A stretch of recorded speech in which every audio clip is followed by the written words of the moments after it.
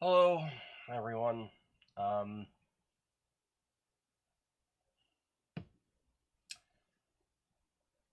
this is about the third or fourth World War III I've felt in the last few months, but you know what, whatever. Allegedly, World War III just started in the news. I've been looking at my phone and trying to be a little bit more upbeat about things, and it's totally not happening. But anyway, uh, I said I was going to be doing a certain video. When I tried it the first time, when I do everything off the cuff, half the audio was missing. That's not great, and no way to get it back, and etc. So I just have to do it again. So we're doing it again. Now, what I'm talking about is, of course, the interesting email that was sent out to most people, most Republicans on the inside. Inside, but no, it's not really inside. That's the wrong word. I shouldn't have used that word. But anyway, yeah, an email that was sent out to a lot of people talking about how wrong somebody is. But we'll get into that.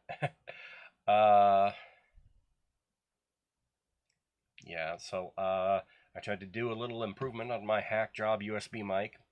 Made it worse. So I still have to use a filter to eliminate certain kinds of buzz, which are probably still going to be in the video here. But yeah, anyway, I'm about to transition over and hope that this whole thing doesn't blow up.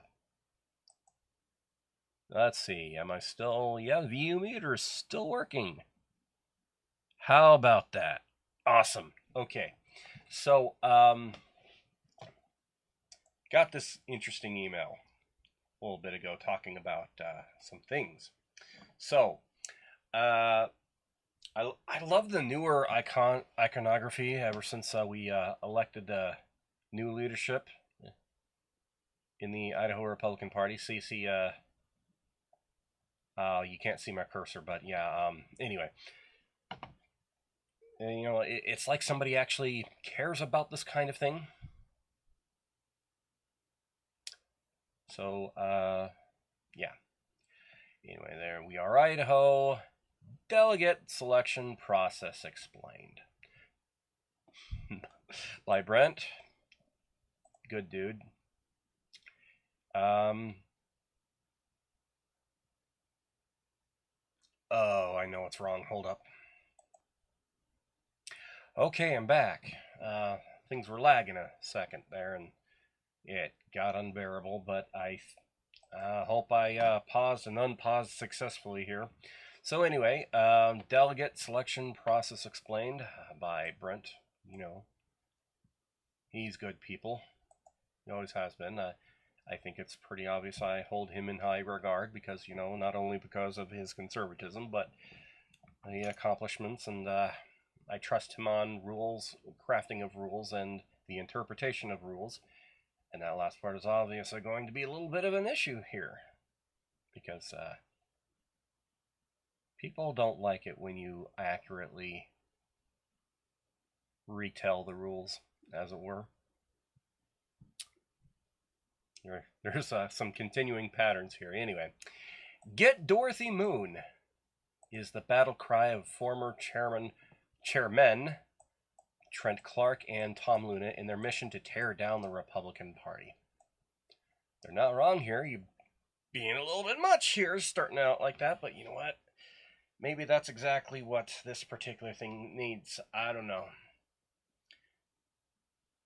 Anyway, they are making false accusations that are completely unsupported by by facts.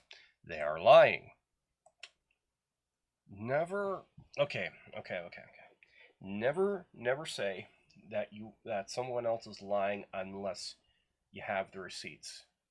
Now you might know that they're lying, but if you don't have the receipts, then don't directly say that somebody's lying. Now I know Brent, he very likely has the receipts here, especially since this email goes on a little bit. But anyway, they are lying. The latest lie is that Madam Chair Moon is picking delegates to the RNC. I already know that she's not, and I heard about what this came from. It was a little bit of a creepy thing that Trent Clark did, and because apparently it wasn't just running to the press. No, there's a thing that preceded this. But I'll let the viewer go find out what that was if they are so interested. Last thing I need to be doing is spreading third, fourth, fifth-hand information. Idaho has 32 delegates to the RNC. Yeah, sounds like he's building a case here because that's just a fact. 3 of those delegates are IDGOP chairman, national committee woman, and national committee man. Yeah, that's written straight into the national rules as well as the Idaho state rules. So, leaving 29 and 80% of those, leaving 29, I think there should be a comma right about here. I'm a fan of the comma, not only the Oxford comma, but just the comma that makes clear your intention. Leaving 29 and 80%, 23, are selected by the candidate that won 51% of the Idaho caucus vote. That's like that because we had a previous system. That system got deleted, but I think we're about to run into that. And yeah, that's not exactly something that's been kept from people, at least the relevant people. The remaining 6 are nominated by the Delegate Nominating Committee, which is composed of 1 member from each of the 7 regions. All 32 delegates must be confirmed during a special meeting of the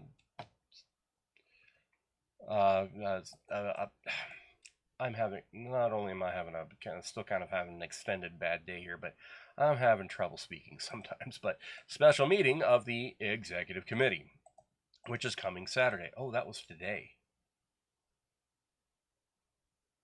I need to make a call after I'm done. Okay, the 14 voting members of the Executive Committee are specified in this citation right here. Yeah, and I've had to go to this specific part more than once over the last previous times, as it were, because, well, there are issues of power and representation inside the party, and the representation that is closer to the voting delegate, the voter, the electorate, well, they get sidelined a lot by things that are not as close, and so we've made changes to that recently. There's been some fights about this. So yeah, I've had to go to this several times and talk about yada yada. And anyway, I'm gonna continue on before I make a even bigger fool of myself here. Even the party chair's role as chairman of the delegation is subject to change at the will of the delegation. This is always a thing in convention setups and just simply in the Republican Party or any kind of republic system. That's always a thing. That is always a concept that is ever present. He's mentioning a bunch of so far. Brent is mentioning a bunch of things here that feel like they should not be in dispute, but it feels like something would have to be in dispute. But I put it a different way in the original recording, but since the audio is gone, I don't care. Under Idaho law, during the May 21st primary, all precinct committeemen stand for election. Running into that right now myself. And sometimes a precinct committeeman is unopposed. Sometimes the precinct committeeman is opposed. And what for the past several times now, this is not a new battle, where a PC candidate. I'm going to make sure my mic is still working. Is my mic still? Yes, my mic is still working.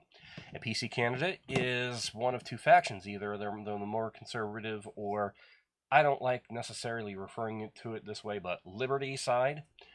And the other side is the rhino centrist establishment type. There's usually only two. There are aberrations in this, but the centrist establishment side of my race is, well, I'll say it like this. There's this precinct committeeman who got elected the last couple times and then just chose to not show up most of the time. In fact, we have not seen him since the 2017 legislative district. I'm going to say that again. In the 2022 legislative district 17 reorg meeting that was held out on like Overland, I think it was, yeah. And we haven't seen him since then. His name's Nate Fisher. Now, he is running again in that precinct, and somehow his dad got roped into this, which is interesting, but not in a real good, interesting kind of way. So we got this guy who doesn't show up and is literally filling a seat to make sure that that other people don't get it, and also is doing this as a part of the whole, what at least was doing this as a part of the proxy vote abuse scheme. Now we got that guy roping in his dad. Now, it's entirely possible that this gentleman does plan on being more involved, but generally when somebody like that involves some family member, like especially a previous generation family member, like a father or a mother, it's to have them do the same thing, to just have them occupy spots that somebody else doesn't, and not actually do anything, not represent your constituents in your precinct or anything like that. So I'm dealing with this myself, with such a person, in fact. The print stand for election, as it were. The precinct committeeman, I don't like referencing it like the way that he wrote it here, but whatever. The precinct committeeman's term in office spans from the 8th day after the primary to the 8th day after the following primary. That's Idaho code. That's there. Between 8 and 10 days after the county central committees, they organize, they select their delegates to the state convention, which begins this year on June 13th, 2 weeks after the organizing meetings. Okay, so this is all stuff that is supposed to happen. This is barely enough time for delegates to make travel and hotel accommodations. Now, of course, if you're expecting to go to a convention, in a state convention, but you technically, you haven't turned in your forms yet or anything like that, no, you still make plans, of course. Especially if you're looking to save a lot of money and shoestring it, like somebody like me. I am not a man of means. So we have that. Delegates, making travel accommodations. That's just one of the realities. That's not even a law or anything. That's just the reality of the matter. And it's not like you could make a law or rule about it. The day of the primary is set by the legislature, not the Republican Party, so our convention is early as it practically can be. You definitely don't want it too late, and it can only be so early because of windows and enough notice going out to everyone, etc. That kind of date is not something that can just be moved around. I'll just put it that way. The RNC is unable to accommodate a delay due to a need to conduct background checks and other security measures. Another thing that you can't make a rule about, it's just a practical matter. If we miss a deadline, we lose all but 12 of our... oh, yeah, that's right. I've had to look at this rule recently. That's right. But yeah, We miss the deadline. We lose all but 12 of our delegates to the national convention. I mean, that's the way it's written, and there are reasons for it. Clearly, moving the primary or moving the convention to an earlier date is not practical. I have a feeling that Brent is finally is going to finally get to what he's been getting at. Okay, so the RNC proposed that we have the delegate nominating committee convene in a timely. I'm going to start that again. I'm sorry. I'm not having a good day. The RNC proposed we have the delegate nominating committee convene in a timely fashion, and then have the executive committee review and approve the delegate list. Okay. Sounds reasonable given the situation. Because the short timeline created an emergency, the State Central Committee granted the authority to the Rules Committee to amend the rules as needed to comply with the requirement of the RNC. Yes, this was definitely one of the details being banged out, both in the Chalice meeting and in the Winter meeting, is specifically the relationship between State Party and National Party, and all of the details and notice that needs to happen with all that. I remember a bunch of discussions about this, and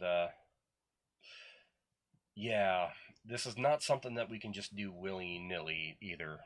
Conversations need to happen, and from what they're at least applying here, and I happen to know to confirm, conversations absolutely have happened between State Party and National. The amended rules were submitted to the RNC I'm starting that again. The amended rules were then submitted to the RNC where they were reviewed and approved. Okay. So sounds like those of us in the State Party and well, at least that doesn't include me, but that's just general us down here in Idaho, and the National Party, they came up with a plan. Everything's cool. Everybody's in agreement, at least as far as the people who actually matter in this situation. Trent. Finally, the legislature had the Finally, had the legislature not deleted the March presidential primary, because that is something that is squarely on the feet of the legislature. It is absolutely not the State Party's fault. It's definitely not Dorothy Moon's fault. It's not Brent Regan's fault. It's not the State Central Committee's fault. It's not anything. It's not any of us. The legislature did this one. And Brad Little signed the deletion, too. And don't come back, and I really hope that nobody comes back with, well, we had a trailer bill that was going to fix it. The fact that we need a trailer bill at all is pretty damning to you.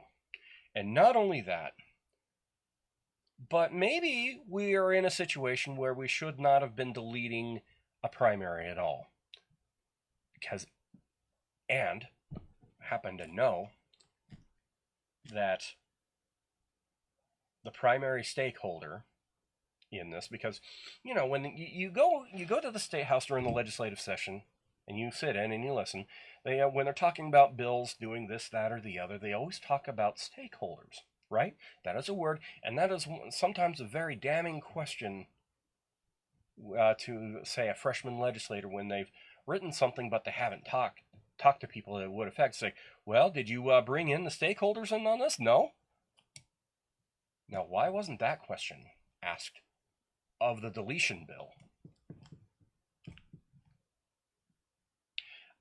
I have a pretty good idea why. It's because they all had their noses up a certain person's butt. Thought this person was just a genius about rules. He says he's a rules nerd like I say. Yeah, he got elected to a certain state level office. Everybody thought, oh yeah, everything's fine. Well, you didn't bring in the primary stakeholder on this. And as it turns out, they didn't even ask the Democrats. And the way that the Democrats do things, That has some interesting implications too, but I'm not going to comment on that since I'm not a Democrat. Don't ever plan on being one. I'll just say it that way. So, had the legislature not deleted the March presidential primary, the IDGOP would have still had to amend the rules to allow the timely delegate selection, because, even if we didn't have the primary, the caucus problem, we'd still be in a little bit of a mess. And allow timely delegate selection and approval process we now have in place. It is the only way to satisfy RNC rules while changing the IDGOP rules is as little as practical. Because remember, when you are a small, party for small government, and you are you want a republic system, and I guess that would be a Republican system. But if you want a system like that, the only way to really truly represent your constituents is to make as few rules as few changes as possible, while making the maximum effectivity for it, rather. So, and if we have that kind of attitude, then we try to also internally in the party practice what we preach there. So this was real, and I remember most of the details on this, and I do concur with Brent. Can't make that mess up. I can't make that mess up. But it is Brent's. I concur with Brent about this. His assertion that this is the only way, because every other way got into all kinds of other issues, and and every other way got a lot more messy or a lot quicker, and also invited all the other options invited lawsuits. Oh, there is a phone. I'm going to. Sorry about that. Anyway, it's the only way to satisfy the RNC rules and changing those little. I mean,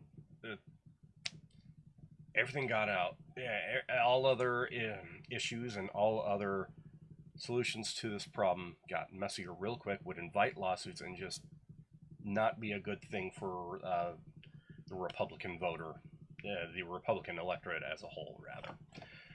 Informed, fair-minded, and honest people understand this to be true. That's a direct dig at Trent Clark. So, and he, of course, signs it. Brent Regan, chairman of the Rules Committee, and the rest of the stuff in an email like that. So, see if I can transition back. Okay, so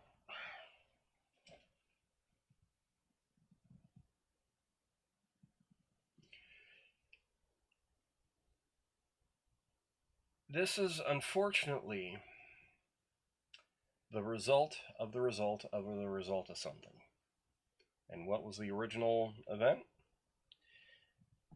This was Trent Clark trying to pull a Pearl Harbor on Dorothy Moon again, where he just showed up to the state party headquarters downtown without any kind of warning or any real discussion on what he was going to be there for. That's already kind of a problem. And that's especially a problem if you're publicly beefing with somebody, and this, and it's also a little bit more of a problem when usually that office is full of women. I mean, you're not exactly being a chivalrous person if you're just sort of showing up to an office to yell at a bunch of women, for one. And there's a whole lot of other issues with that specifically that I kind of won't go through. But so dude tried to come up and demand for what was it, the delegate list. I guess he was trying to imply that Dorothy Moon had already come up with such a delegate list sua sponte, but she didn't have it because it hasn't. The process hasn't been gone through. And if you haven't gone through the whole process and you don't have the list, well, then there is nothing to show him. And apparently, he spent spent the rest of his time trying to berate people in there, and then he just left in a huff. And then after that, of course, he immediately after this, I think it was like Idaho Capital Sun or something like that. One of the Soros papers, uh, like really, dude, really, you this is what you're doing. I don't think he has enough presence of mind to be out driving if that's what he's doing. And as far as I've heard what the situation was, yeah, he showed up alone, which is also kind of not a good thing. Allegedly, the meeting happened today, but I've been unplugged from a lot of political things, and the moment where I was gonna see how everything's going and get plugged back into political things, oh yeah, World War III started right at about then. At least that's what Twitter is saying now. Now I've been through at least 6 or 7 starts to World War III, but yeah, there's some nasty business going on with Iran and Israel right now. Looks pretty serious though. Don't mean to minimize that, but yeah. Anyway, back to the issue at hand. Trent Clark is trying to make some kind of issue with that, and I'm betting that he talked to somebody who probably has their ear to the ground with some national committee stuff and thought that information was good enough to assume that Dorothy Moon is doing something bad because, of course, they are trying to get Dorothy Moon. That's literally what they're trying to do. Whatever. Anywho, so I finally covered this letter like I said I would. I'm probably going to be covering 1 or 2 more things, and that really depends on what I have written down in my notes here. I'm going to upload this hopefully tonight, but sometime in the near future. Since that's up, blessings.